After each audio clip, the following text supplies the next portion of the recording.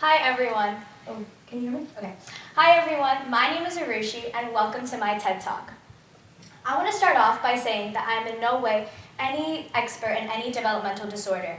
I'm not a doctor nor a medical professional. I'm just a student here at LeBow studying finance and had the amazing opportunity to work with people who have been diagnosed with autism. Now, everyone has had some type of experience with someone who has been diagnosed with autism. Whether that's been a positive or a negative experience, let me start off by explaining what exactly autism is.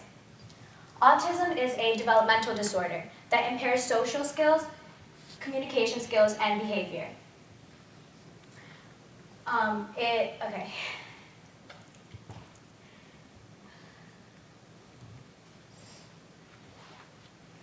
In 2019, 1 in 59 children were diagnosed with autism. It is also the most serious developmental disorder growing fastest in the United States today. It is also classified in 3 different levels: highly functioning autism, autism, and severe autism.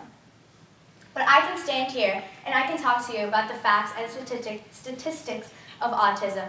But what I really want to talk to you about today is autism on a more personal level, and what we can do to make their lives better and make society a better place for them. Now, anyone who knows me knows that I love to dance. I've been going to dance classes for as long as I can remember. And I've actually been fortunate enough to help younger children at my dance studio. My first interaction with someone who's been diagnosed with autism was at my dance studio. My dance teacher has a daughter named Gia, and she's been diagnosed with autism. And it's because of her that my dance teacher started a class for children diagnosed with autism. On the first day of class, a boy, about 20 years old, walks up to me and introduces himself. His name was Pratik, and he had the biggest smile on his face. When he introduced himself to me, we just started talking as if we'd been best friends our whole lives. And as we began the class and the music turned on, his whole face lit up, and he started dancing, and he was amazing. Pratik will come into every class with lots of enthusiasm and encouragement to help the kids who still had trouble expressing themselves. But what a lot of people didn't know about Pratik is that he was bullied a lot. And I was shocked to hear by some of the lengths that people took to ensure that he felt less valued than a normal human being. Now, why did experiences like what happened to Pratik happen in the first place? It's because people don't understand that all people diagnosed with ASD want is to feel accepted, and they have every right to feel this way. Now, it's cases like Pratik's and other children in that dance studio that I helped that I have a problem when people say the R word. I'm sure you all know what word I'm talking about. Lots of college students and teenagers say it as a joke, and as much as it bothered me, I never said anything. I am just one person. How can just me telling my friends to stop make a difference in the grand scheme of things? Turns out I was wrong. When my friends would say to me in some type of joking manner, I would tell them to just stop or just chill out. Eventually, it got to a point where if they would say it, at least when they were around me, they would catch themselves and not say it. It is then that I realized that although I am just one person, I can still make a difference, and you can make a difference. Spread the word to end the word. Now, I have a question for all of you. Give me a raise of hands. How many of you can sing the alphabet? Yeah, right? Pretty easy, right?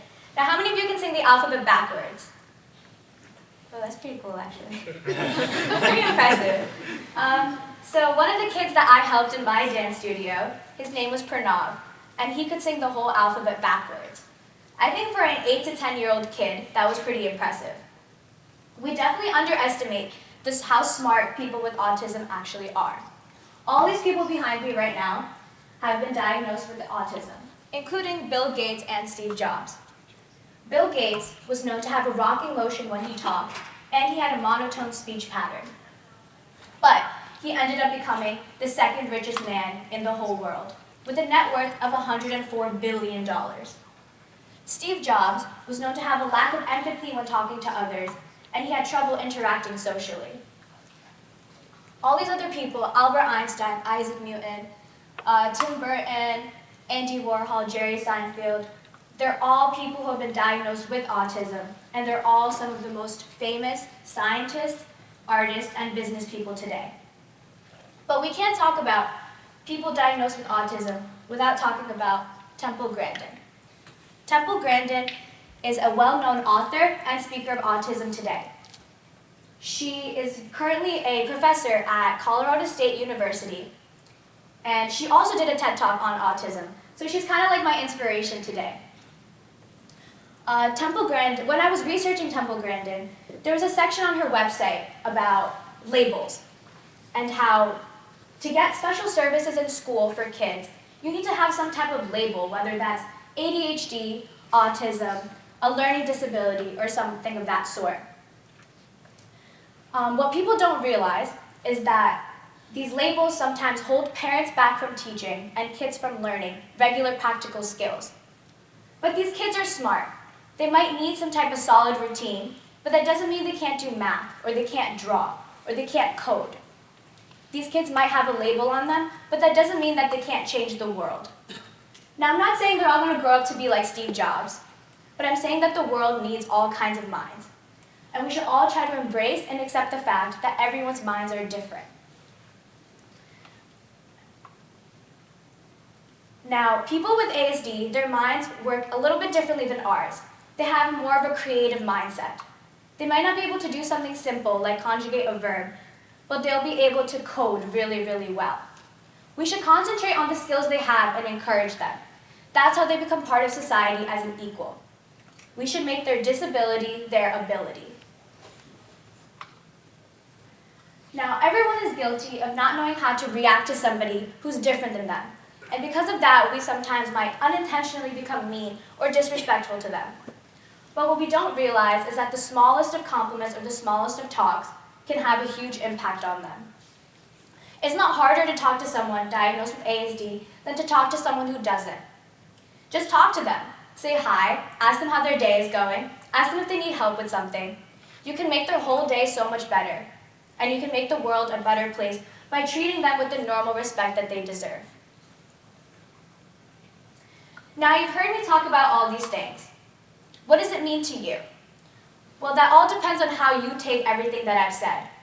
We can either forget or we can become aware. The choice is ours and entirely based on the decisions that we make today. My name is Arushi, and thank you for coming to my TED Talk.